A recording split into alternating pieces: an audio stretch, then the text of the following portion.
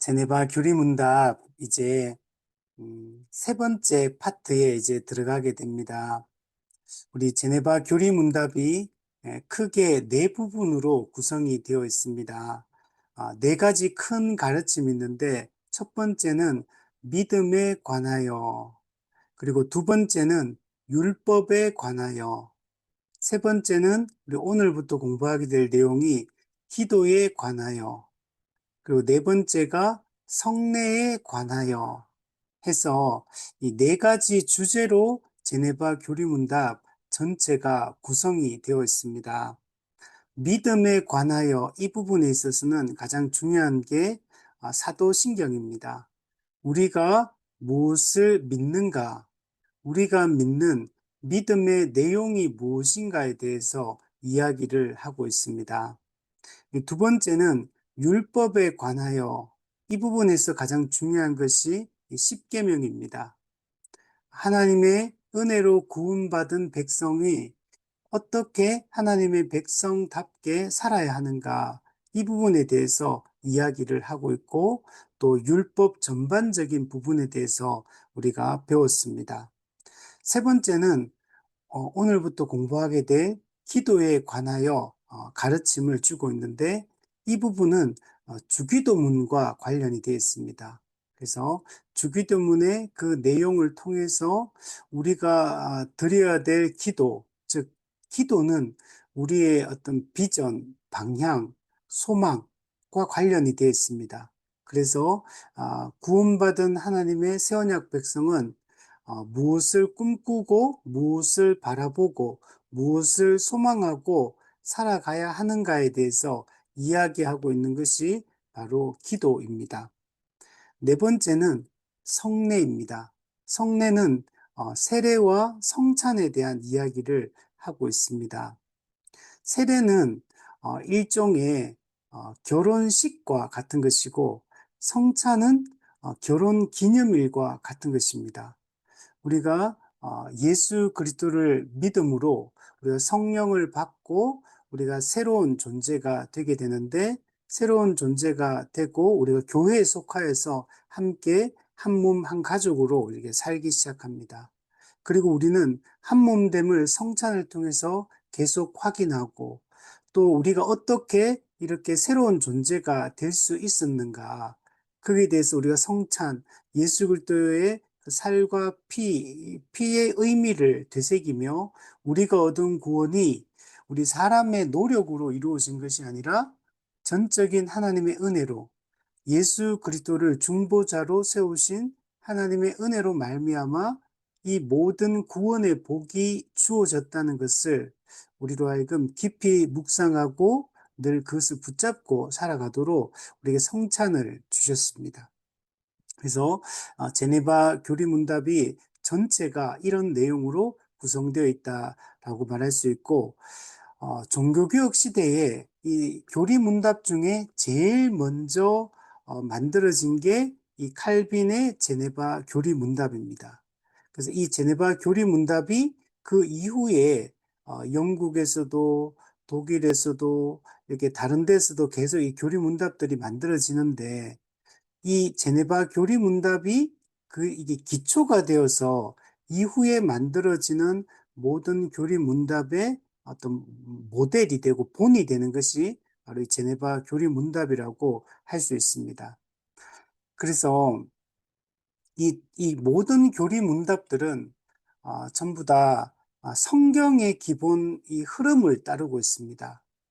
우리가 성경이 핵심적으로 우리가 알고 믿어야 될 것에 대해서 성경의 그 흐름을 따라서 이 교리문답들이 다 만들어져 있다라고 얘기할 수 있고, 그래서 이 우리가 좀 전에 얘기했던 것처럼 사도신경, 십계명, 주기도문, 이 내용들이 이 성경의 가르침의 핵심을 다 담고 있다라고 얘기를 할 수 있습니다. 그래서 우리가 이 세 가지를 잘 배우는 것들이 매우 중요합니다. 자, 오늘부터는 우리가 39페이지 보면 우리 기도에 관하여, 기도에 관한 일반적 가르침을 주고 있고, 그리고 뒷부분에 가면 이제 실제로 주기도문의 그 내용들 6가지 이 청원의 기도에 대해서 우리가 실제적으로 그 내용을 살피게 됩니다. 근데 앞부분에는 기도에 관한 일반적인 가르침들이 담겨 있다라고 얘기할 수 있습니다. 그래서 오늘은 이 일반적 기도에 대한 가르침들의 내용들을 한번 살펴보도록 하겠습니다. 우리 233문을 보시면 하나님을 경외하는 두 번째 부분인 하나님께 대한 복종에 관해서는 충분히 다루었으므로 이제 세 번째 부분에 대해서 말해 봅시다. 네. 우리 두 번째 부분이 율법에 관하여 우리 십계명과 또 율법의 그 율법을 주신 목적, 또 율법 어떻게 이행해야 되는지 이런 거에 대해서 우리가 몇 시간 동안 우리가 지난 시간까지 우리가 살펴보았습니다. 그러니까 지금 여기에 있는 내용들은 전부 다 하나님을 어떻게 우리가 잘 경외할 것인가에 대한 가르침으로 주어진 것이다 라고 얘기할 수 있고, 마찬가지로 이번 세 번째 부분에 대해서 얘기하는데 이 부분은 기도에 대한 가르침입니다. 그러니까 이 기도라는 것도 뭐와 연결이 되어 있냐면 하나님을 경외하는 것과 관련이 되어 있는 겁니다. 우리가 믿음도 하나님을 경외하는 것과 관련되어 있고, 하나님의 율법에 순종하고 복종하는 것도 하나님을 경외하는 것과 관련되어 있고, 또 새언약 백성으로 부름받은 교회가 하나님께 기도하는 것도 하나님을 경외하는 것과 관련이 되어 있고, 우리가 세례를 받고 성찬에 참여하는 것도 하나님을 경외하는 한 축을 형성하고 있다라고 얘기를 할 수 있습니다. 사람은 피조물이기 때문에 창조주 하나님을 경외해야 됩니다. 또한 우리는 타락한 죄인이었는데 하나님께서 그리스도 십자가 복음의 은혜로 우리를 일방적으로 무조건적으로 은혜를 베풀어서 구원해 주셨기 때문에 우리가 구원받은 자로서 우리를 구원하신 구속주 하나님을 경외하는 것은 너무나 마땅한 것입니다. 하나님이 창조주이시기 때문에, 하나님이 구속주이시기 때문에 우리는 마땅히 하나님을 경외해야 됩니다. 우리 십계명을 살펴볼 때 십계명 4계명 같은 경우에 이 안식일 이 규정에 대해서 이야기해 주고 있는데, 그때도 안식일을 기억하여 거룩히 지키라. 일주일 중에 하루를 정기적으로 떼어서 하루 온종일 하나님을 예배하고 경배해야 된다라고 이야기할 때 그 이유를 뭐라고 설명했냐면, 하나님이 창조주시기 때문에 하나님을 정기적으로 예배해야 된다. 두 번째는 하나님이 우리의 구속주, 애굽에서 우리를 구원하신, 죄에서 우리를 구원하신 구속주이시기 때문에 정기적으로 하루를 떼어서 온전히 하나님을 예배해야 한다라고 얘기를 했던 겁니다. 그래서 우리는 하나님을 경외함이 마땅하다. 그런데 인간은 지금 타락해서 하나님을 알지도 못하고 또 하나님을 경외하지도 않고 있습니다. 그래서 하나님께서 특별히 계신 이 성경을 주셔서 이 하나님이 어떤 분이시며 우리를 위해서 무슨 일을 하셨는지 그 구원의 은혜를 우리 교회에게 전하라고 말씀하셨습니다. 그래서 교회가 이 천국 복음을 성령의 도우심을 통해 전할 때 그들이 깨닫고 믿고 회개하고 주께로 돌아오게 되고, 그러면 그들도 하나님을 경외하며 살 수 있게 됩니다. 하나님은 모든 사람이 믿고 구원받기를 원하시고 또 하나님을 경외하기를 원하십니다. 그래서 우리는 모든 사람에게 복음을 전하고 그들을 주께로 인도하기 위해서 힘쓰는 것이 마땅하고, 그것을 통해 모든 사람이 하나님을 경외하고 예배할 수 있도록 우리 해야 될 그 사명을 우리는 부여받은 것입니다. 자, 그래서 우리가 이 세 번째 부분에 대해서 이제 이 기도를 통해서 우리가 어떻게 하나님을 경외해야 되는지를 한번 살펴보겠습니다. 우리 답을 한번 보시면 세 번째 부분은 모든 궁핍 가운데서 하나님께 기도 드리는 것입니다. 우리가 하나님을 경외하기 위해서 기도하는 것이 매우 중요합니다. 기도는 하나님의 뜻을 내 마음에 새기는 과정이라고 얘기할 수 있습니다. 우리는 기도를 통해서 성경의 그 가르침이 우리의 마음에 새겨지게 되는 것입니다. 우리가 기도를 하지 않게 되면 우리는 타락한 욕망을 따라 우리 인간의 인간적 욕망을 따라서 살게 됩니다. 근데 우리가 기도하면 기도는 하나님께 집중하는 시간이잖아요. 그리고 기도할 때 우리는 성경의 가르침을 따라 기도를 하게 됩니다. 하나님의 뜻이 무엇인가에 집중하고 우리가 어떻게 살아야 하는가에 대해서 생각을 하게 됩니다.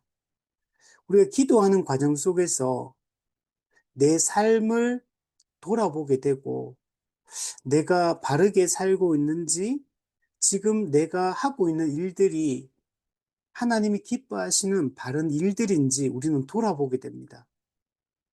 우리가 기도할 때 악한 음모를 꾸미지 않습니다. 기도할 때 남을 해할 생각을 하지 않잖아요. 기도할 때는 항상 성경의 가르침을 따라 하나님을 생각하고 하나님의 뜻을 생각하고 하나님 앞에 서 있는 한 인간으로서 또 구원받은 한 백성으로서 우리가 어떻게 바르게 살까를 고민하게 됩니다. 왜 그러냐면 예수 믿고 구원받은 사람들은 성령께서 우리 안에 내주하시기 때문에 성령 하나님께서 기도 가운데 우리의 생각과 우리의 의지와 우리의 감정과 우리의 모든 것을 지배하기 시작합니다. 그래서 우리가 기도를 통해서 우리는 하나님의 뜻을 우리의 마음에 되새기고 하나님의 뜻에 내 삶을 맞추려고 노력하게 되어 있습니다. 그래서 기도하면서 내 뜻은 내려놓게 되고 하나님이 기뻐하시는 뜻에 나를 맞추는 방향으로 우리가 나아가게 됩니다. 그래서 기도하는 사람은 하나님의 뜻을 더 깊이 묵상하고 하나님의 뜻에 합당한 삶을 살아가게 되고 기도하지 않는 사람은 내 생각, 내 의지, 내 계획 여기에 함몰될 수밖에 없습니다. 또한 기도는 하나님과 교제하는 시간입니다. 하나님과 대화하고 하나님과 교제하고 하나님과 소통하고 하나님과 친밀한 관계를 누리는 시간이 기도입니다.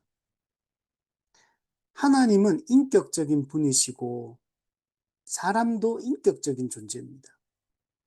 하나님 형상을 지음받은 사람은 지정의를 가지고 있고 생각할 수 있는 존재로 지음을 받았습니다. 그래서 기도라는 것은 인격과 인격의 만남입니다. 그래서 인격이신 하나님과 인격인 사람이 만나서 교제하는 시간, 소통하는 시간, 그 친밀함을 나누는 시간이 기도인 겁니다. 그래서 우리가 사람이 그렇잖아요. 사람과 사람이 만나면 그 안에서 이렇게 갈고 닦는 소통을 통해 갈고 닦는 일들이 일어납니다. 인격과 인격이 만나서 소통을 하게 되면 반드시 어떤 영향을 주고받게 됩니다. 그래서 우리가 기도라는 이 시간이 하나님과 우리가 만나는 시간이고, 그 인격 대 인격으로 만나기 때문에 그 과정을 통해서 우리가 하나님과의 그 친밀함과 또 하나님과 그 소통하는 이 시간을 통해서 우리가 정말 기쁨과 즐거움을 이게 누릴 수 있는 시간입니다. 그래서 하나님과 우리가 그 인격이신 하나님을 알고 그분과 기도할 수 있다는 것은 엄청난 내적 친밀감을 우리가 함께 이게 나눌 수 있는 이런 시간입니다. 예전에 제가 읽었던 책에서 기도가 어떤 것이냐라고 할 때, 기도는 여러 가지로 얘기할 수 있는데, 필요를 간구하는 것이다 라고 얘기할 수도 있고, 또 기도는 내 뜻을 포기하고 하나님의 뜻에 나를 맞추는 것이다 라고 얘기할 수도 있고, 근데 기도의 가장 깊은 단계가 어떤 거냐라고 했을 때, 그 책에서는 이렇게 표현을 했더라고요. 하나님은 나를 보고 웃고 나는 하나님을 보고 웃는 것이다. 이렇게 표현했더라.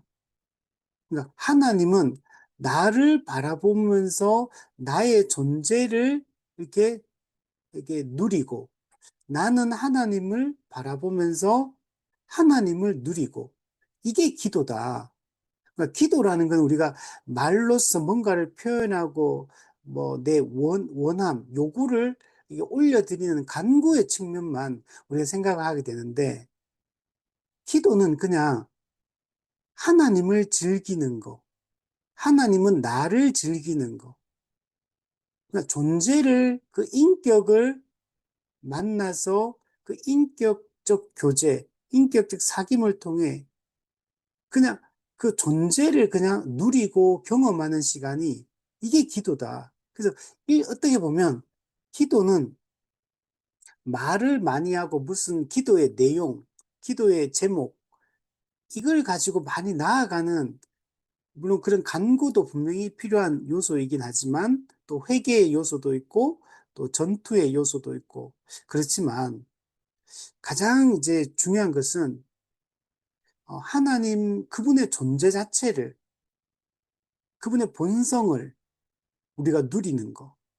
하나님은 나를 누리고 나는 하나님을 누리고 이게 가장 깊은 기도의 단계다. 이렇게 얘기를 했습니다.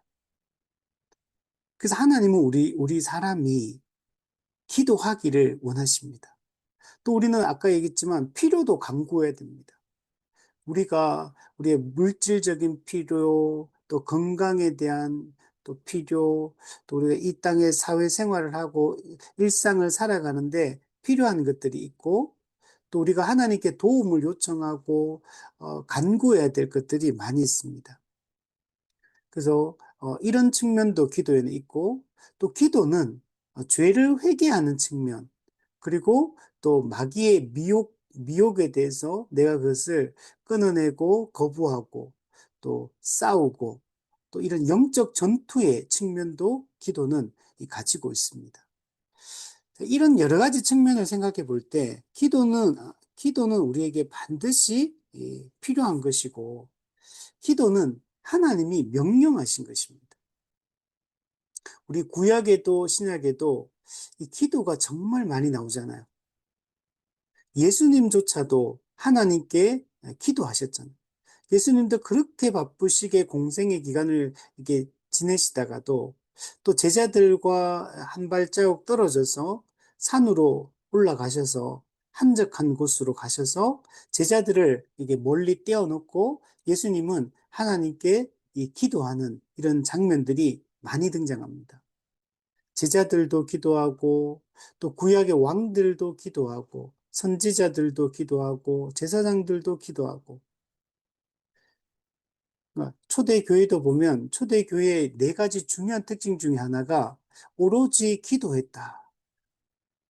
하나님의 뜻이 이루어지기를 주님의 몸된 교회가 하나님 나라를 현시하는 교회가 세워지도록 또 하나님의 백성이 거룩한 삶을 살아가도록 또 어려움에 처한 자들이 그 어려움을 극복할 수 있도록 여러 가지의 기도들을 이렇게 하고 있다는 것들을 볼 수가 있습니다. 그러면 기도는 이미와 아직 사이에 살고 있고 시간과 공간의 제약 속에 살고 있는 이 현세에만 있는 겁니다. 하나님의 나라가 완성되면 기도라는 것은 불필요해집니다. 기도라는 과정이 없어지게 됩니다. 직접 하나님과 소통하며 하나님의 완전한 임마누엘을 경험하고 모든 것이 하나님의 뜻대로 다 이루어진 상태가 되기 때문에 천국에서는 기도를 하는 것이 없습니다. 천국에는 소망이라는 것도 없어요. 왜? 모든 소망이 다 이루어진 상태이기 때문에 더 이상의 뭔가 부족하기 때문에 더 뭔가가 이루어져야 될 그런 소망이라는 측면도 사라지게 됩니다. 그러나 이 땅에서는 다르다는 거. 지금은 아직 우리가 완성된 신분적으로는 하나님께 용납되어진 존재고 죄사함과 의롭다함을 받은 존재이지만 실제적으로는 아직까지 우리는 죄성을 가지고 또 이 악한 이 세상의 구조 속에서 또 마귀의 활동이 아직 여전히 남아있고 우리 속에 죄성이 있고 이 세상 풍조도 여전히 악한 문화를 생산해내는 이런 구조 속에 우리가 현재 살고 있기 때문에 우리에게는 지금 기도가 필요합니다. 하나님과의 이 만남과 이 소통도 완전한 상태에서 이루어지는 게 아니기 때문에 우리가 그 하나님과의 교제를 사모하고 그 은혜를 구하며 필요를 간구하며 기도하는 게 반드시 이 땅에서는 필요합니다. 그리고 하나님은 전지전능하신 분입니다. 하나님 모든 것을 알고 있고 모든 것을 할 수 있는 능력을 가진 분입니다. 그럼에도 불구하고 하나님은 우리에게 기도를 명령하고 있어요. 하나님이 다 하시니까 알아서 다 하시고 전능하시니까 하나님이 알아서 모든 걸 다 행하시면 되는데 근데 하나님은 그렇게 일하지 않는다는 겁니다. 하나님은 전지전능하시지만 사람의 기도를 통해 하나님은 역사하시고 하나님은 사람에게 기도하라고 말씀하고 있습니다. 하나님은 이 기도를 통해 하나님과 사람이 관계를 맺기를 원하십니다. 기도를 통해 내 뜻을 버리고 하나님의 뜻으로 채우기를 원하십니다. 하나님은 모든 것을 작정하시고 하나님의 구원 계획을 성취해 나가시는데 하나님은 사람으로 하여금 하나님의 그 구원 역사에 동참하도록 하십니다. 하나님은 이 기도를 통해서 하나님의 이 구원 역사에 참여하는 존재로 우리를 세우셨다는 것. 우리가 부모가 자식이 해야 될 일이 있을 때 부모가 다 해주지 않습니다. 자식이 하도록, 자식이 그 일을 경험하도록, 그걸 맛보도록 이렇게 하듯이 하나님께서도 다 하실 수 있지만 하나님이 그냥 기적으로, 그냥 일방적인 방식으로 그냥 행하시는 게 아니라 사람으로 하여금 하나님의 그 역사에 참여하게 하시는 것을 볼 수 있습니다. 우리는 그래서 이 기도를 통해 하나님의 뜻을 더 잘 이해하게 되고 이 기도를 하는 사람은 하나님의 나라와 그 의에 초점을 맞추는 삶들을 살아가게 되는 것입니다. 기도를 하지 않는 사람은 하나님의 나라와 의에 무관심해지게 되고 늘 자기 생각에 함몰되어 있고 자기 계획과 자기 뜻에 이게 함몰되어 살아가게 됩니다. 그래서 반드시 우리에게는 기도가 필요하다. 그리고 기도는 하나님이 명령하셨다. 그리고 예수 그리스도께서는 기도의 모본을 이미 보여주셨고 우리가 어떤 기도를 해야 되는지까지도 주기도문을 통해서 다 알려주셨습니다. 물론 우리는 무엇이든 하나님께 기도할 수 있습니다.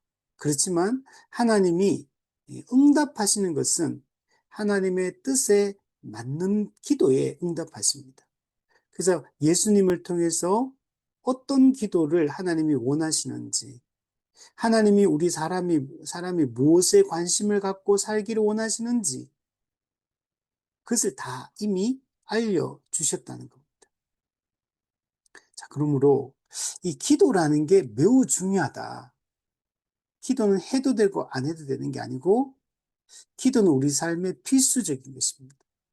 그 성경에서 그래서 이 말씀과 기도, 이 두 가지가 우리 그리스도인들에게 매우 중요한 것입니다.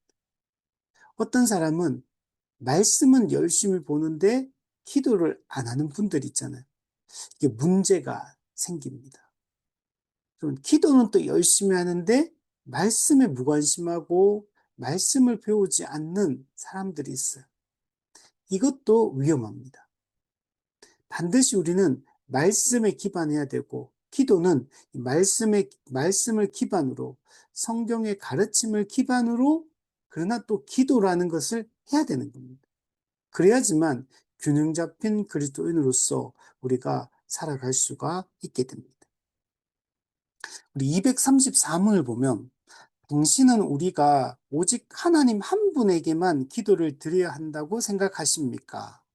그렇습니다. 하나님께서는 당신의 하나님 되심에 적합한 영예로서 이를 요구하고 계시기 때문입니다. 우리의 기도의 대상은 오직 하나님이십니다. 하나님만이 유일한 기도의 대상이 되십니다. 그 예수님께서도 주기도문에서 이렇게 말씀하십니다. 이렇게 기도하라.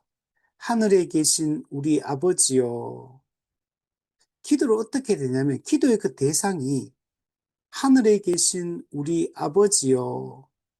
하나님이 우리의 기도의 유일한 대상이 됩니다. 자, 이 이야기를 하는 이유는 뭐냐면 종교개혁 당시에 오직 하나님께만 기도를 안 했기 때문에 이 얘기를 하는 겁니다. 로마 카톨릭 같은 경우는 하나님 이외에도 누구에게 기도를 했냐면 마리아에게 기도하고 천사들에게 기도하고 성인들에게 기도하고 이렇게 했기 때문에 특별히 칼빈은 오직 하나님께 기도해야 된다라는 얘기를 하는 겁니다.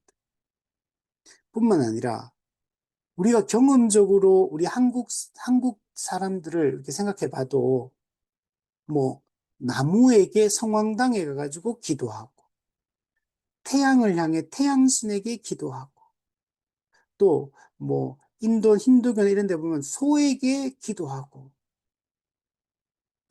다른 대상에게 기도를 하고 있거든요.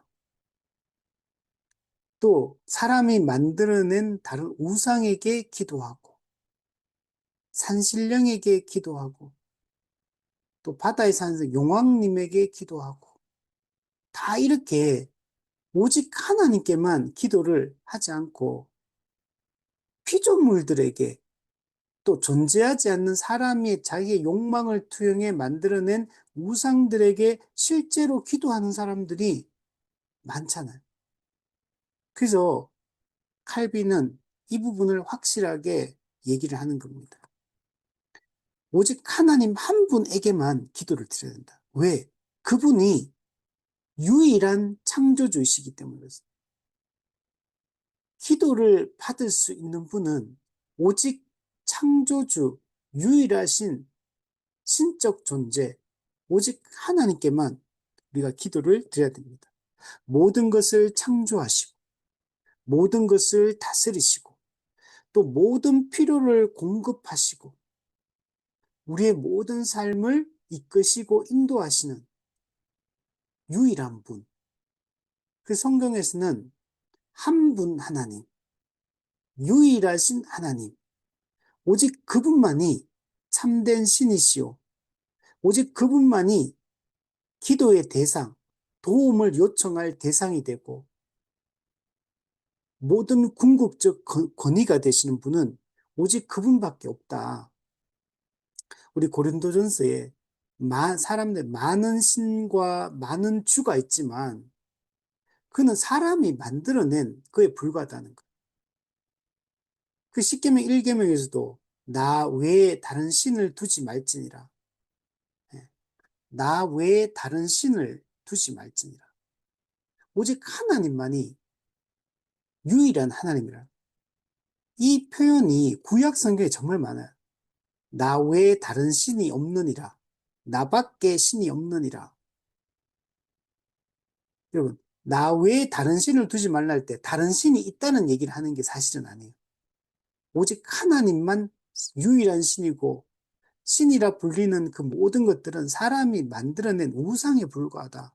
그 이사야 말씀에 보면 나무를 해와가지고 일부는 조각해가지고 신으로 만들고 일부는 밥하고 또 불 때는데 사용하고 이게 어리석다는 거죠. 사람이 만들어낸 거에 불과하다는 거예요. 그러니까 신이라는 건 없다. 인간이 만드는 욕망에 불과하다. 그런데 또 어떤 측면에서는 참된 신은 아닌데 하나님의 자리를 넘보는 어떤 신과 같은 존재가 있죠. 세상에는. 그런 것들은 다 뭐냐면 사실은 그는 마귀, 사탄이 하나님을 흉내내고 모방하고 있는 것이다 라고 얘기해야 됩니다. 우리 요한계시록에 가면 악의 삼위일체가 있습니다. 우리 성경적인 이 삼위일체를 모방하는 악의 삼위일체가 있어요. 하나님을 모방하는 존재가 요한계시록 12장에 나오는 용입니다. 용, 옛뱀, 용. 그리고 예수 그리스도를 모방하는 존재가 첫 번째 짐승인 적그리스도, 성령님을 모방하는 존재가 두 번째 짐승인 거짓 선지자. 그 적그리스도는 정치적 영역에서, 거짓 선지자는 종교적 영역에서 그리스도와 성령의 사역을 모방을 하는 겁니다. 사탄은 하나님을 모방하고. 그러니까 이거는 전부 다 세상의 신이라 불리는 것들은 다 사탄이 뒤에서 이렇게 사람들을 미혹하는 것이다. 이렇게 우리가 이해를 해야 됩니다. 그래서 에베소서 2장에서도 공중의 권세 잡은 자, 마귀가 바울 고린도 후서에 보면 이 세상의 신처럼 행세하고 또 요한복음을 보면 이 세상의 임금처럼 이렇게 활동하고 있다. 그래서 그런 것들이 다 기도의 대상이 될 수가 없는 겁니다. 피조물들도 다 기도의 대상이 될 수 없고 오직 하나님만이 유일한 기도의 대상이 되신다. 왜냐하면 그분이 유일한 창조주시오. 그분이 유일한 신이시오. 그분만이 유일하게 사람을 도울 수 있는 분이시기 때문에 오직 그분만이 기도의 대상이 된다. 235문을 보면 만일 그렇다면 어떻게 우리가 사람들에게 기도의 도움을 요청할 수 있습니까? 이 말은 뭐냐면 우리 사람들한테 하잖아요. 요즘 제가 이런 문제가 있는데 집사님 기도 좀 해주세요. 목사님 기도 좀 해주세요. 이렇게 우리 말하잖아요. 이렇게 우리가 사람들에게 중보 기도를 요청하는 것, 이거는 어떻게 이해되느냐? 이제 이런 측면이요. 하나님께 기도하는 것과 하나님께 직접 기도하는 것과 사람들에게 기도를 요청하는 것, 중보 기도를 요청하는 것, 이 두 가지를 어떻게 이해되느냐? 이제 이런 질문입니다. 답을 보시면 이 두 가지는 서로 다른 사항들입니다. 하나님께 기도하는 것과 사람에게 중보 기도를 부탁하는 것은 전혀 다른 이야기라는 거예요. 이거는 같은 이렇게 위치에 놓고 생각할 수 있는 게 아니라는 겁니다. 왜냐하면 우리가 하나님께 구하는 것은 이제 하나님께 직접 기도하는 걸 얘기하죠. 구하는 것은 우리가 하나님 외에 다른 데서는 여한 좋은 것도 기대하지 않는 것과 하나님 외에 다른 어떤 곳에도 근거지를 가지고 있지 않는 것을 확증하는 것입니다. 자, 쉽게 얘기하면 우리가 하나님께 기도하는 것은 오직 그분만이 유일한 하나님이고 오직 그분만이 유일하게 우리의 기도에 응답할 수 있는 분이고 오직 그분만이 유일하게 우리를 도울 수 있는 분이기 때문에 그 유일한 기도의 대상이신 하나님께 우리가 구하고 기도를 하는 겁니다. 그러니까 우리가 하나님께 기도한다라고 할 때 기도하는 그 대상만이 우리를 도울 수 있다는 사실을 전제하고 있는 겁니다. 예를 들면 우리가 성황당에 가가지고 기도할 때 거기서 그 성황당 귀신이 우리를 도울 수 있다고 생각하기 때문에 거기 가 비는 겁니다. 태양신에게 기도할 때 태양이 우리를 도울 수 있다고 믿기 때문에 거기 가서 기도하는 거잖아요. 마찬가지로 우리가 뭔가 누군가를 대상으로 기도를 한다는 것은 그 대상이 나를 도울 수 있는 존재라고 믿기 때문에 우리가 그 대상에게 기도를 하는 거죠. 성경에서 하나님께 기도하라고 할 때 이분이 유일하게 우리를 돕고 우리의 기도에 응답할 수 있는 분이고 오직 그분만이 역사할 수 있는 분이라는 걸 믿고 우리가 그분께 여러분 기도를 하는 겁니다. 그분만이 우리를 어려움에서 우리를 도울 수 있고 모든 선한 것을 제공해 줄 수 있고 오직 그분만이 우리를 지키시고 보호해 줄 수 있다고 믿기 때문에 우리가 하나님께 기도를 하는 것이고 하나님이 그렇게 자기에게 기도하라고 말씀을 하신 것입니다. 자, 그렇지만 자 밑에 보시면 하나님께서 이를 허락해 주시는 한 그리고 하나님께서 우리를 도울 능력과 수단을 다른 사람들에게 부여해 주시는 한 우리는 사람들에게서도 도움을 구할 수 있는 것입니다. 이건 무슨 말이냐면 근데 하나님께서는 사람들에게 다른 사람을 도울 수 있는 능력과 수단을 그 사람에게 제공해 주셨어요. 또 하나님은 사람들에게 다른 사람을 위해서 중보 기도를 할 수 있는 그 어떤, 권위를 부여해 주셨어요. 그래서 우리가 하나님께 직접 기도를 하잖아요. 직접 기도하면 돼요. 그런데 하나님은 다른 사람의 기도를 듣고 또 응답도 해 주신다고 하나님이 그렇게 정하신 겁니다. 성경에 보면 하나님께 직접 사람이 자기의 기도를 하는 것도 있는데 다른 사람을 위해서 기도하는 내용, 이 중보 기도하는 내용도 성경에서는 많이 등장합니다. 그리고 하나님은 당사자가 아니라 다른 사람의 기도를 듣고 그 중보 기도에 하나님 응답해서 그 사람에게 복을 주시고 그 사람을 보호해 주시고 그 사람의 병을 고쳐 주시고 이런 내용들이 성경에는 많이 등장한다는 겁니다. 즉 하나님께서는 다른 사람을 위해 기도할 수 있는 그 권한을 허락해 주신 겁니다. 하나님이 다른 사람을 위해서 그 사람이 기도할 수 있는 능력과 또 도울 수 있는 수단을 다 제공해 주셨다는 것. 이게 하나님이 일하시는 방법이라는 겁니다. 그래서 우리가 이런 중보 기도를 소홀히 여기면 안 된다는 거. 가볍게 얘기하면 돼. 그래서 우리 실제로 교회에서 중보 기도를 요청하잖아요. 서로가 서로에게 어떤 어려움이 있을 때, 목사님, 기도 부탁드립니다. 또 우리 집사님, 성도님, 제가 요즘 이런 상황에 있는데 빨리 이 문제가 해결될 수 있도록 기도 부탁드립니다. 지금 우리 가족 중에 누가 지금 아파서 병원에 입원해 있는데 기도 부탁드립니다. 이렇게 우리가 하잖아요, 우리가 직접. 이게 하나님이 우리에게 주신 방법인 거예요.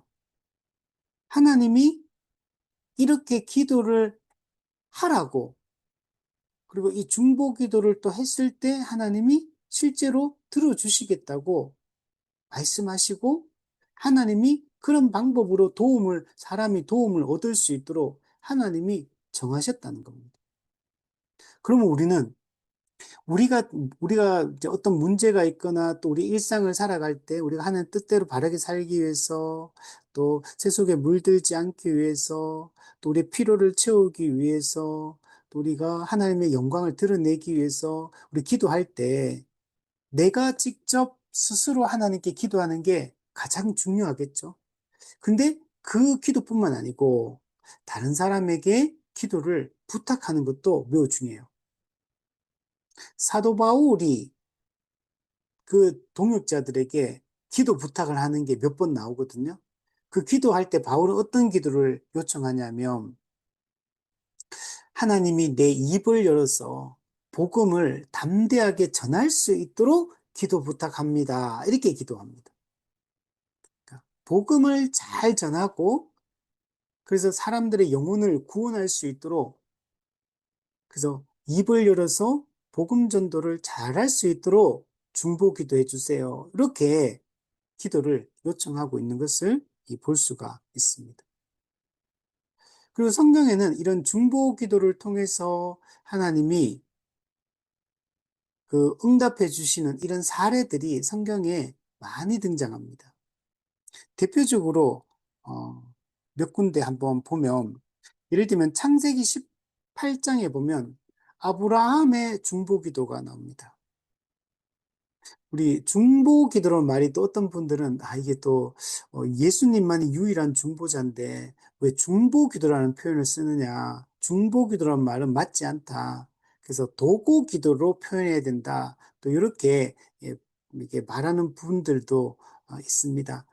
근데 제가 생각할 때는 도고 기도라는 말도 쓸 수 있고 중보 기도라는 말도 하나님과 우리 죄인 사이의 유일한 중보자로서 예수님의 그 권위를 부정하는 게 아니라 그런 의미로 중보 기도를 쓰는 게 아니라 이제 하나님과 다른 사람을 연결하는 이 중재자 역할, 중보자 역할, 이제 구원과 관련된 게 아니라 일상의 삶과 관련해서 이제 그런 역할들을 하기 때문에 그래서 그런 의미로 이제 중보기도로 쓰기 때문에 뭐 굳이 이 단어가 지금 한국 교회는 이게 보편화되어서 사용되고 있기 때문에 굳이 꼭 도고기도로만 해서 중보기도 쓰면 안 된다. 너무 또 그렇게 할 필요는 제가 생각할 때는 없다라는 생각이 듭니다. 그래서 그냥 저는 중보기도 일반적으로 사용하는 한국 교회에서 이 표현을 사용을 하겠습니다. 자, 그래서 창세기의 그 아브라함의 중보기도는 그런 내용입니다. 그 소돔과 고모라가 이제 너무 죄가 많아가지고 하나님 심판하려고 할 때 그때 하나님 심판하겠다 그러니까 아브라함이 그 소돔과 고모라를 위해서 기도하는 내용이 있잖아요. 그래서 마지막 의인 10명이 없어가 결국에는 소돔과 고모라가 멸망을 하게 됩니다. 근데 롯과 롯 가족만 이제 그 중보기도에 대한 응답으로 사실 구원을 받게 됩니다. 출애굽기 32장에도 보면 모세의 중보기도가 나옵니다. 그 금송아지 사건, 그때 하나님이 진노하시고 이스라엘 백성들을 다 치려고 하실 때 모세가 하나님께 중보 기도를 합니다. 하나님 그렇게 만약에 이스라엘 백성을 치면 하나님이 저 백성들을 치려고 저 출애굽시켜가지고 광야로 끌고 왔다 이렇게 말하지 않겠느냐 그러면서 하나님께 맹렬한 그 노를 돌이키시고 뜻을 돌이키시고 또 화를 또 내리지 마옵소서 이러면서 하나님께 기도를 했고 하나님께서는 모세의 중보 기도를 듣고 그 뜻을 돌이키사 화를 내리지 않았다라고 이렇게 말하는 내용이 나옵니다. 또 이사야 37장에도 보면 히스기야의 이 중보 기도가 나옵니다. 아수르 왕 사네립이 예루살렘을 이렇게 침공을 하게 되는데 그때 히스기야 왕이 자기 민족을 위해서 이 사네립의 이 공격으로부터 이 민족을 지켜달라고 성전에 들어가 가지고 이 히스기야가 이 기도합니다. 그리고 하나님은 이 기도에 히스기야의 중보 기도에 응답하셔서 아수르를 물리치시는 내용이 나옵니다. 또 한 가지는 더 보면 다니엘서 9장에 보면 다니엘의 중보 기도도 나옵니다. 다니엘은 자기 죄 때문에 기도했던 게 아니라 이스라엘 민족의 그 민족적 죄를 이끌어 안고 하나님께 회개 기도를 하게 됩니다. 그때 하나님께서 천사 가브리엘을 보내어서 그 기도에 응답하는 내용이 기록이 되어 있고 또 이 천사 가브리엘을 통해서 하나님께서 내가 이스라엘 민족을 회복하겠다. 지금 포로로 끌려와 있는데 회복하겠다는 회복의 약속을 그 기도 응답으로 주시는 것을 볼 수가 있습니다. 그러므로 우리가 하나님께 직접 기도하는 것과 사람이 다른 사람에게 중보 기도를 요청하는 것, 이 두 가지가 충돌되는 게 아니라는 겁니다. 하나님께서는 사람의 중보 기도를 통해서 역사를 하시는 겁니다. 이 중보 기도는 하나님의 뜻을 이루는 수단이 되고 이 통로가 되는 것입니다. 그러므로 우리가 이 중보 기도하는 것에 대해서 우리가 긍정적으로 생각을 하고 우리가 항상 성도들에게 다른 성도들에게 기도를 요청하고 함께 기도해 주십시오. 이렇게 요청하는 것들이 좋은 거라는 거 이게. 그리고 실제로 이게 왜 중요하냐면 한 몸 한 가족으로 교회가 살아가는 데 있어서 이게 매우 중요합니다. 그러면 중보 기도를 요청하는 것은 그 속에서 어떤 마음을 담고 있냐면 첫 번째는 어, 하나님이 우리의 기도에 응답하시는 분이다라는 이걸 기본 깔고 있는 거. 하나님의 능력과 하나님의 보호를 인정하고 믿고 있는 거고, 두 번째는 하나님은 다른 사람의 기도를 통해서 그 기도에 응답하셔서 또 복을 주시고 역사하는 분이라는 이 사실도 믿기 때문에 다른 사람에게 기도를 부탁하게 됩니다. 근데 아무리 어려움이 있어도 자기도 기도 안 하고 다른 사람에게 기도 부탁도 안 하는 사람들도 있잖아요. 사실 그 사람은 하나님의 기도에 응답하시는 하나님의 능력을 믿지 않는 거고, 하나님이 다른 사람의 중보 기도를 통해서 역사하신다는 것도 믿지 않기 때문에 그 기도도 안 하고 기도 요청도 안 하고 그 사람은 그냥 자기만 믿는 거예요. 자기만. 믿음이 없는 겁니다. 기도 안 하고 기도를 요청하지 않는 것, 이거는 하나님에 대한 믿음이 없기 때문에 하나님의 일하시는 방식에 대한 이해가 없기 때문에 그 기도를 요청하지 않는 겁니다. 그리고 모든 것은 하나님의 주권입니다. 모든 것은 하나님이 주도적으로 하시는 것. 그런데 하나님 기도하라고 하잖아요. 하나님은 우리가 순종의 이 행위를 통해서 하나님은 일하시는 겁니다. 그래서 기도는 하나님의 주권과 우리 사람의 순종이 만나는 지점이 이 기도인 겁니다. 그래서 그리스도인에게 있어서 이 기도는 매우 중요한 겁니다. 기도하는 그리스도인과 기도하지 않는 그리스도인은 큰 차이를 나타냅니다. 기도해봤자 뭐하냐, 이렇게 생각해서는 안 된다는. 기도가 매우 중요합니다. 기도하는 사람은 겸손한 그리스도인이 돼요. 기도하는 사람은 하나님을 의지하는 그리스도인이 됩니다. 기도하는 사람은 내 뜻을 포기하고 하나님의 뜻을 구하며 살아가는 사람이 돼요. 기도하는 사람은 하나님의 뜻을 더 깊이 이해하게 되고 하나님의 뜻을 따라 살기를 더 힘쓰고 하나님의 영광을 위하여 살아가는 것이 인생의 목표가 되고 목적이 되지만 기도하지 않는 사람은 자기 영광을 위해 살게 되어 있고 자기 힘과 능력을 의지하게 되어 있고 하나님에 대한 신뢰가 없는 사람이 될 수밖에 없는 것입니다. 그래서 기도해야지만 신앙이 성숙해지지 기도하지 않으면 절대로 성숙해질 수가 없고 하나님을 의지하지도 않아요. 기도는 사실 하나님 의지하는 행위거든요. 그러니까 기도는 믿음의 한 표현의 방식인 겁니다. 기도하는 사람은 하나님을 정말 믿기 때문에 그분을 신뢰하고 의지하기 때문에 기도하는 거예요.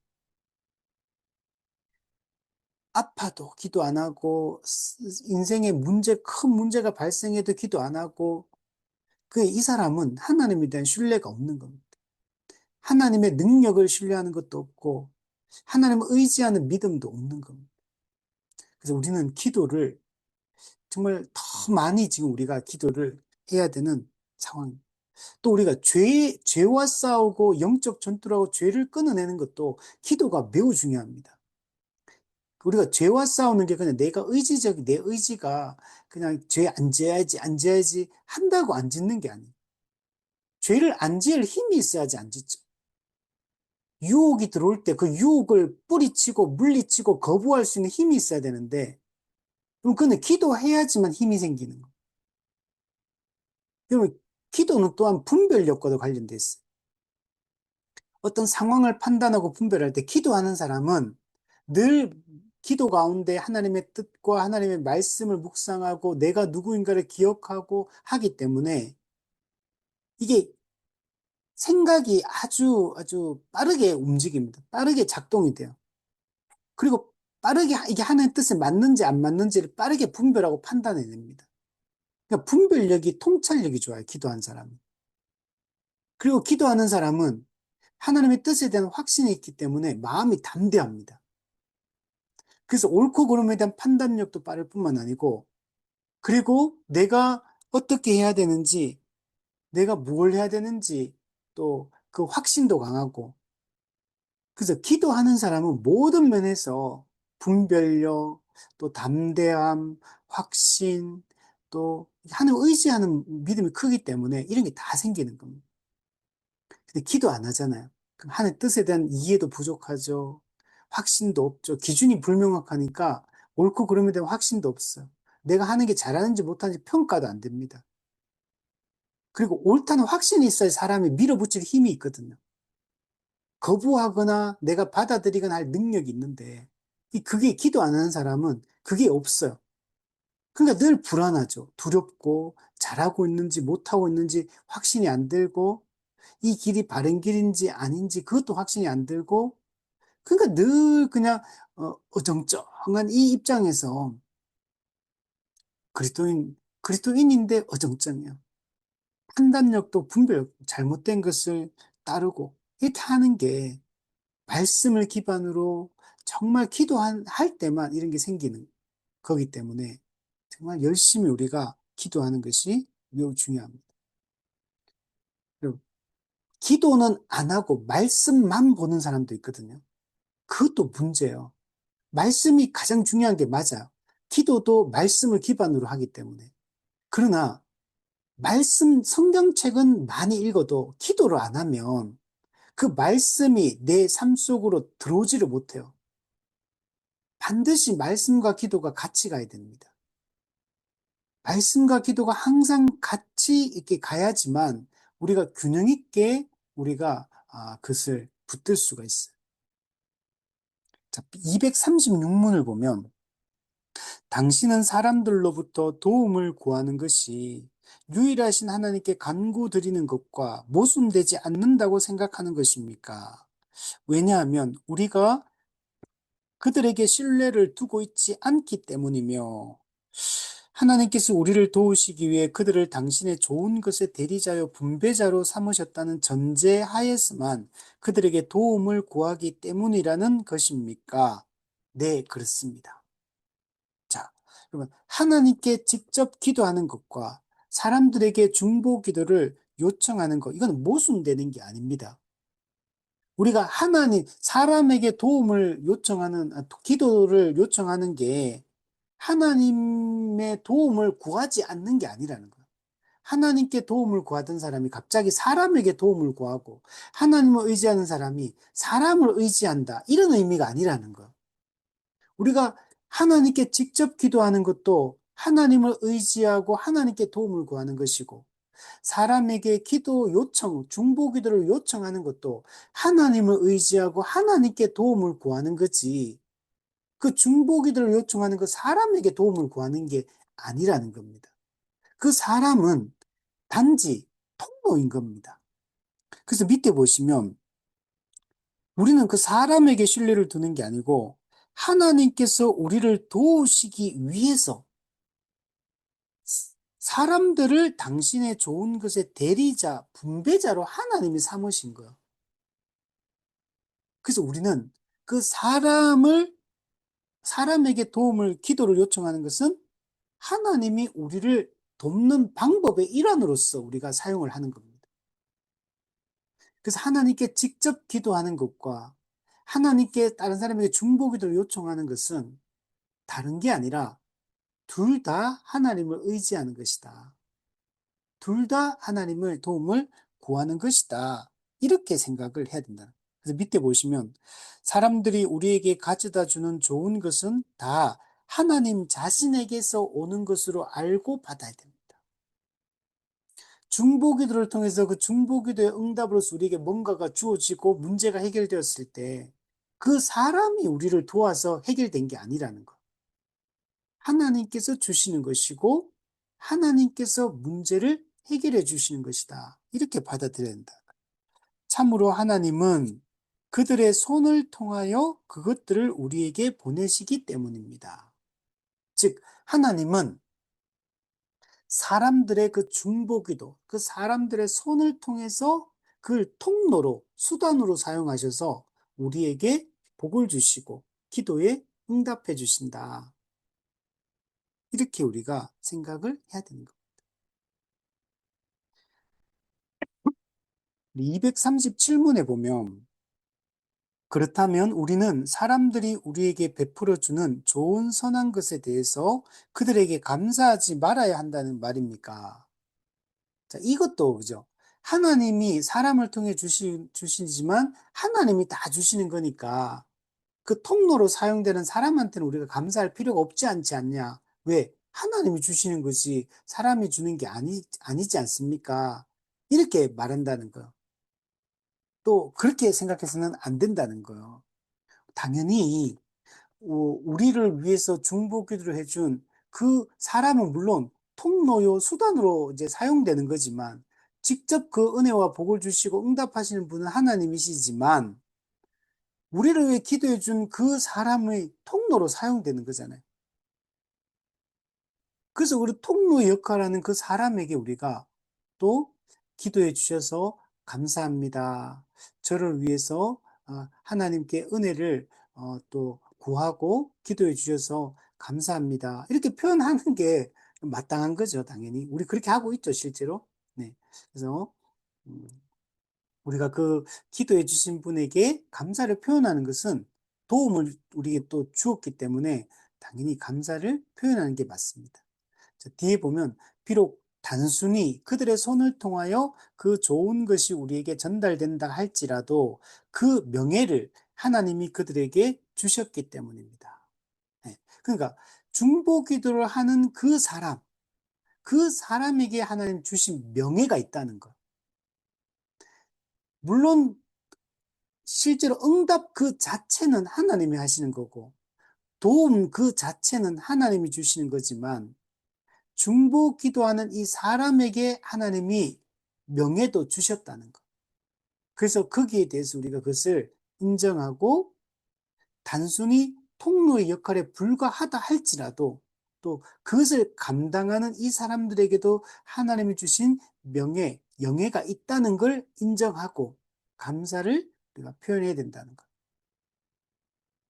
예를 들면 마리아를 통해서 아기 예수가 그 메시아가 이 땅에 오셨습니다. 성육신 하시게 됩니다. 그러면 그 마리아는 어떤 사람이냐? 그냥 메시아가 이 땅에 완전한 인간의 몸을 입고 이 땅에 태어나는 그 통로의 역할을 마리아가 한 겁니다. 그러면 마리아는 우리 보통 사람들하고 마리아는 차이가 있느냐 없느냐? 아무 차이가 없죠. 마리아를 통해서 메시아가 태어났다 하더라도 그렇다고 해서 마리아는 다른 우리 보통 사람들보다 더 높은 존재이거나 더 위대한 존재이거나 더 뭔가 다른 어떤 측면이 있느냐? 없다는 거. 근데 마리아도 그냥 우리 보통 죄인들, 보통 사람들하고 똑같은 성정을 가진 그냥 똑같은 입장에 있는 똑같은 사람이라는 거. 그러니까 로마 가톨릭처럼 마리아를 특별히 높이면 안 돼요. 뭐 마리아가 무죄설, 마리아는 죄가 없다, 마리아 승천설, 마리아 안 죽고 하늘로 올라갔다. 마리아를 통해서 마리아에게 뭐 복을 빌어 주소서 뭐 이렇게 하잖아요. 예수님께 중보자께 복을 빌어 달라고 기도를 그렇게 하는 또 뭐 이게죠. 우리 하나님과 우리 사람 사이에 예수님만 있으면 되는데 예수님과 우리 사람 사이에 또 다른 마리아 또는 성인들, 천사들 이런 존재를 개입시킬 필요가 없다는 거. 근데 로마 가톨릭은 그 중보자 예수님과 우리 사람 사이에 그 사이의 중보자로서 마리아나 성인들이나 이런 거 또 개입시킨다는 거. 이런 게 필요가 없다는 겁니다. 그러니까 마리아를 특별히 그렇게 높이면 안 돼요. 사람은 우리가 똑같은 사람이기 때문에. 자, 그러나 누가복음 1장에 보면 엘리사벳이 마리아에게 하는 말이 있어요. 여자 중에 내가 복이 있으며. 예. 그러니까 마리아도 보통 여자하고 똑같은 그냥 여잔데 그 똑같은 죄인이고 똑같은 하나의 은혜가 필요한 죄인이고 똑같은 사람인데 엘리사벳이 마리아에게 여자 중에 내가 복이 있으며 이렇게 말해요. 그리고 마리아도 뭐라고 말하냐면 마리아의 기도 속에 보면 이런 얘기가 있어요. 이제 후로는 만세의 나를 복이 있다 일컬으리로다. 나를 복이 있다고 일컬어질 것이다. 이렇게 얘기해요. 그러니까 이 두 마리아의 말이나 엘리사벳의 말을 보면 마리아는 다른 여자들과 또는 다른 사람들보다 뭔가 특별한 게 있어서 좀 더 복이 있는 것처럼 말을 하고 있어요. 자, 이건 어떤 측면이냐? 마리아가 우리 다른 여자나 보통 우리 사람들과 다르다는 얘기를 하는 게 아니고, 자, 그러나 다르지 않고 똑같아요. 그렇지만 어떤 측면에서는 그 영예가 있고 명예가 있다는 거. 어떤 측면이냐? 메시아가 그를 통해 태어났으니까 그 통로로서의 역할, 메시아가 태어나는 통로로서의 역할을 했다는 측면에서 보면 분명히 마리아가 받는 그게 복이라는 거예요. 복. 이런 측면의 복은 있다는 거예요. 왜냐하면 우리를 통해 메시아가 태어나지 않았잖아요. 메시아가 태어나는 통로의 역할, 그 전달자의 그 중간자의 역할을 분명히 하긴 했기 때문에 신분적으로는 다 똑같지만 그 측면에서는 영광스러움이 있다는 거. 아무래도 우리가 그죠? 뭔가를 우리가 대사로서 뭔가 전달자의 역할을 하면 그 전달자는 자기가 아니잖아요. 자기는 주인이 아니거든요. 그래도 그 주인의 임금의 그런 어떤 뜻을 전하는 역할을 하는 그 통로 역할을 했다면 그것도 영광스러운 거죠. 이런 이 귀한 일에 내가 그래도 이런 작은 이런 보탬이라도 됐다는 거에 대해서 영예가 있잖아요. 그 영광스럽게 생각하듯이 마찬가지로 중보기도 하는 사람도 그 중보기도자로서 그 통로 역할을 하는 그 영예가 있다는 걸 우리가 인정을 해야 되고, 그리고 그 사람은 거기에 대해서 내가 그런 통로 역할을 한 것에 대해서 기뻐하고 또 감사하고 이렇게 하는 것들이 필요하다라고 얘기한다는 거예요. 왜냐하면 뒤에 보면 하나님은 이러한 모양으로 우리를 그들과 연결시켜서 우리가 그들과 서로 이웃이 되는 것을 바라시기 때문입니다. 자, 이 얘기는 무슨 말이냐면, 자, 하나님은 우리가 하나님께 직접 기도하고, 하나님은 우리에게 직접 그냥 응답해 주시고, 그렇게 해도 돼요. 물론 하나님 그렇게도 역사하십니다. 그게 일반적인 방식이에요. 자, 그런데 굳이 중보기도라는 이런 형식, 다른 사람에게 기도 부탁을 하고 그 사람이 그 다른 사람을 위해서 기도해주고 하나님께 기도하면서 하나님 지금 저 아픈데 고쳐주십시오. 저 사람 고쳐주십시오. 저 사람 지금 힘든 문제가 있는데 문제를 해결해 주십시오라고 중보기도를 하는 이 방식을 왜 취하느냐는 거, 하나님께서. 왜 이런 방식으로 하나님이 역사하느냐는 거. 왜 그러냐면 이 교회론의 관점에서 이게 되게 중요합니다. 하나님은 이런 모양으로 성도 서로 간의 관계를 연결시키는 역할을 하는 거예요. 그리고 서로가 서로를 돕는, 이 돕는 관계를 통해서 우리가 한 몸, 한 가족으로 부름을 받았구나. 우리가 그리스도 안에서 한 몸 된 교회구나. 라는 걸 경험하게 하는 거예요. 이거는 쉽게 얘기하면 이런 것과 비슷한 겁니다. 교회에 누가 물질적으로 가난해요. 그러면 우리가 하나님께 직접 기도해가지고 하나님이 직접 그 사람의 가난의 문제를 해결해 주면 되잖아요. 하나님 직접 예를 들면 금덩어리 길 가다 금덩어리 하나 발견하게 해가지고 그 사람의 가난의 문제 해결해 준다든지 갑자기 하늘에서 돈다발이 떨어져 가지고 이게 그 돈 받아가 그 먹고 사는 문제가 해결되게 해줄 수도 있고 아니면 하나님께서 갑자기 내 통장에 100억이 딱 들어오게 해가지고 그냥 찍히게 해가지고 그냥 하나님이 우리를 먹여 살 수도 있잖아요. 근데 하나님 그렇게 하는 게 아니라 어떻게 합니까? 초대교회처럼 서로가 유무상통하는 방식으로 가진 것을 팔아서 다른 성도들에게 형제들에게 나누어 주는 방식을 통해서 그 사람의 필요가 채워지고 가난의 문제가 해결되어지도록 이게 하나님의 기본 방식인 거예요. 여러분 하나님은 제1원인입니다. 근데 하나님이 어떻게 역사하냐면 일반적으로 역사하는 방법은 제2원인을 통해 역사하는 게 하나님의 일반적이고 보편적인 방식이에요. 여러분 하나님이 까마귀를 보내주신다 이런 말을 할 때도 진짜 하늘에 날아가는 까마귀가 갑자기 돈다발을 물고 오다가 다 한 대 탁 떨어뜨려 주는 게 아니라는 거예요. 다른 사람을 통해 그 사람을 돕는 방식, 다른 사람을 통해 위로하는 방식. 이게 하나님이 일반적으로 이용하는 제2원인을 통해 역사한다는. 이게 하나님의 일반적인 방식이에요. 예를 들면, 자, 누가 병 걸렸어요. 그럼 하나님이 뭔지 기적을 베풀어서 고쳐줄 수 있잖아요. 근데 하나님은 그렇게 안 하십니다. 하나님이 일반적으로 하는 방법은 뭐냐면, 병 걸리면 병원 가가 약 먹고 수술해서 고침받도록 하는 거. 이게 하나님이 사람을 병을 고치는 일반적인 방식이고 하나님은 이런 식으로 역사하는 게 하나님 일반적으로 일하시는 하나님의 역사의 방식이라는 거. 통상섭리. 근데 그것만 있는 건 아니에요. 하나님 기적을 통해 비상섭리를 통해 또 역사하는 것도 하나님의 방식이에요. 근데 그거는 일반적인 방식이 아니에요. 이 땅에서 오늘 우리 기적을 막 바라잖아요. 그거는 하나님의 일반적인 방식이 아니에요. 그래서 우리가 이걸 잘 이해해야 돼. 자꾸 하나님이 무슨 기적을 베풀어서 뭔가를 자꾸 일하시기를 기대하는데, 그거는 특별한 하나님의 특별한 뜻 가운데, 하나님이 그분의 주권적인 뜻 가운데 특별할 때 한 번씩 하시는 거지, 그 방식은. 또, 그리고 그 기적을 베푸는 것도 목적이 있어요. 하나의 특별한 목적을 이루기 위해서 특별한 때 하나님께서 특별한 방식으로 그렇게 기적을 베푸는 거지. 아무 때나 막 기적을 베풀어 달라고 그게 아니라는 거예요. 그래서 우리가 이 중보기도라는 것도 하나님이 이 방식을 통해서 우리가 교회가 한 몸으로서 서로를 돕고 섬기고 필요를 채우고 서로 함께 한 몸, 한 몸, 한 가족이라는 것을 경험하게 하고 누리게 하는 방식이에요, 이게.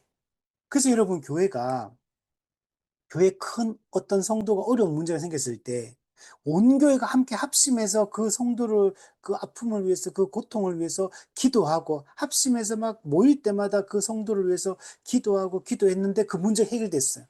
그럼 교회가 어떻게 되느냐? 와, 우리가 한 몸 한 가족이구나. 그걸 깊이 경험하게 돼요. 우리가 그리스도 안에서 영적으로, 수평적으로 연합된 한 몸이구나라는 걸 깊이 경험하게 돼요. 그래서 여러분, 중보기도라는 게 매우 중요한 겁니다. 그래서. 교회가 하나로서 살아가는 데 있어서 이 중보기도를 통해서 하나님의 응답을 경험하는, 하나의 역사를 경험하는 게 교회가 한 몸 한 가족으로서 살아가는데 매우 중요한 하나님이 이끄시는 방법이다. 이렇게 생각해야 됩니다. 자, 238문. 여기서 우리는 천사들이나 또는 세상을 떠난 성자들, 이 성자들은 우리가 로마 가톨릭에 보면 성자 숭배, 성인 숭배라는 거 있잖아요. 그걸 얘기하는 겁니다. 먼저 신앙을 떠난 우리 믿음의 어떤 선배들에게 기도해서는 안 된다는 결론을 내릴 수 있습니까? 네, 그렇습니다. 하나님께서는 성자, 성인들에게 우리를 돕고 보조해주는 직책을 부여해 주지 않으셨기 때문입니다. 자, 여기는 누구? 마리아도 여기 포함됩니다. 마리아. 우리가 이 사람들한테 기도하는 게 아니에요. 우리가 이거 하고, 그러니까 마리아 또는 우리 옛날에 뭐 성 프란체스코, 뭐 성 뭐 이런 거 있잖아요. 로마 가톨릭 가면.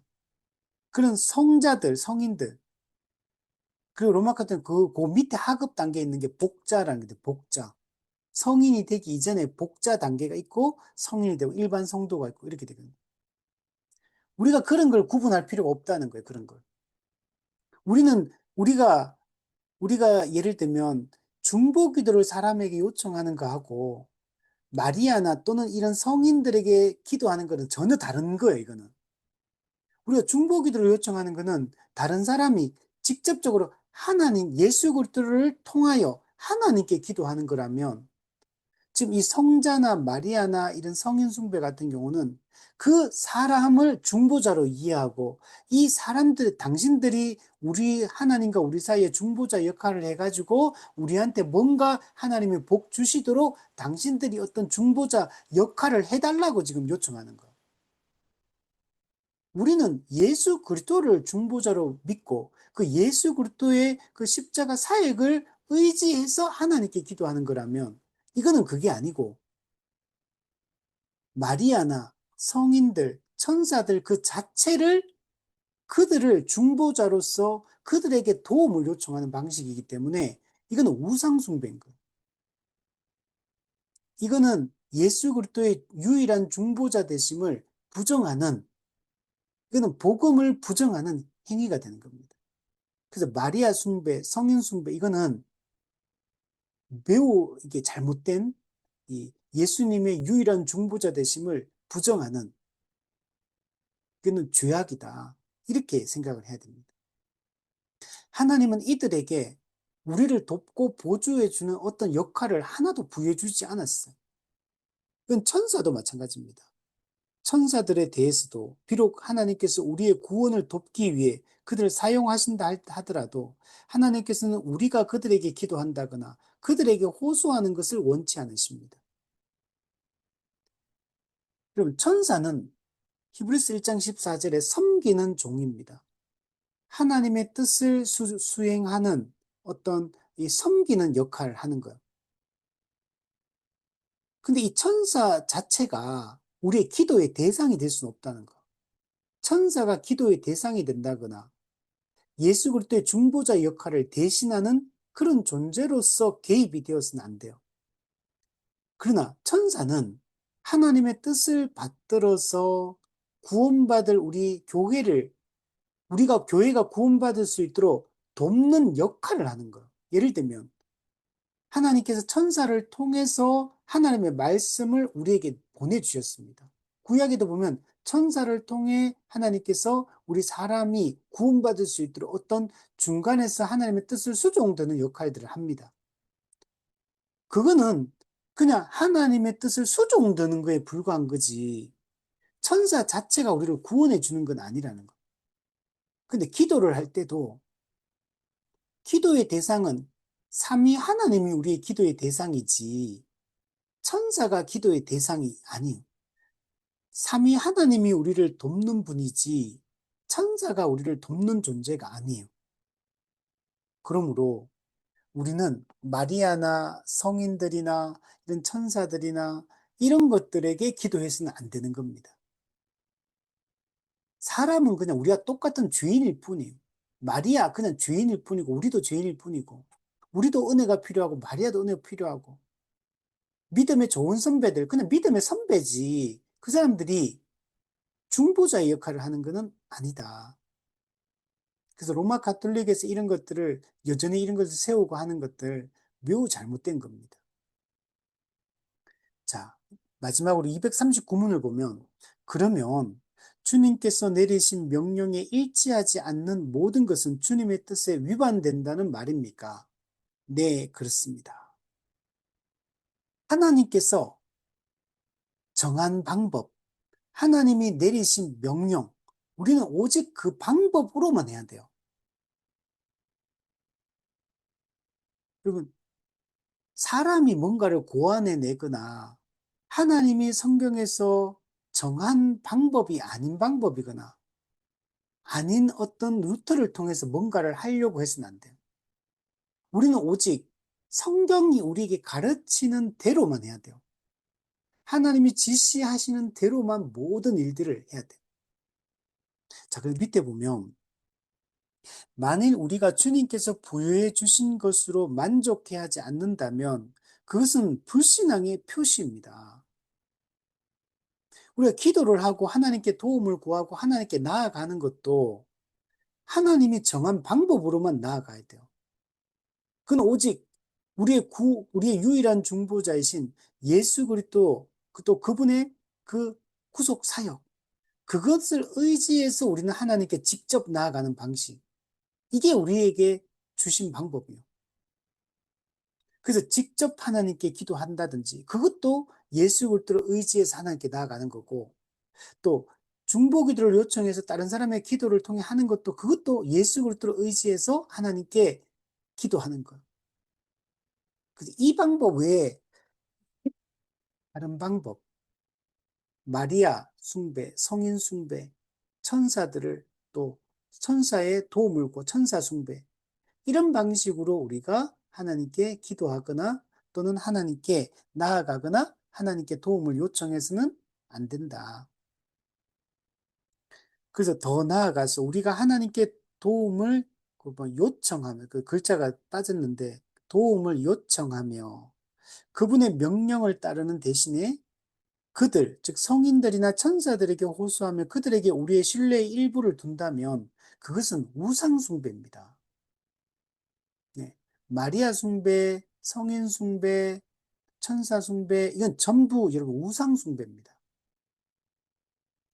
즉 하나님께서 당신 자신을 위해서만 남겨두신 것을 그들에게 가져다 주어서는 안 됩니다. 즉 뭐냐면 하나님께 돌아가야 될 영광을 천사에게 돌리거나 마리아에게 돌리거나 성인에게 돌리거나 해서는 안 된다는 거예요.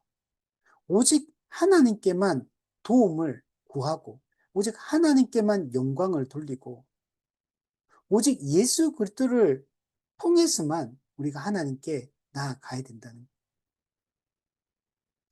그래서 우리가 이런 성경이 정한 이 방법, 우리 믿음의 우리 개혁자들이 우리가 믿고 따랐던 이 방법만 우리는 추구하고 나아가야 된다.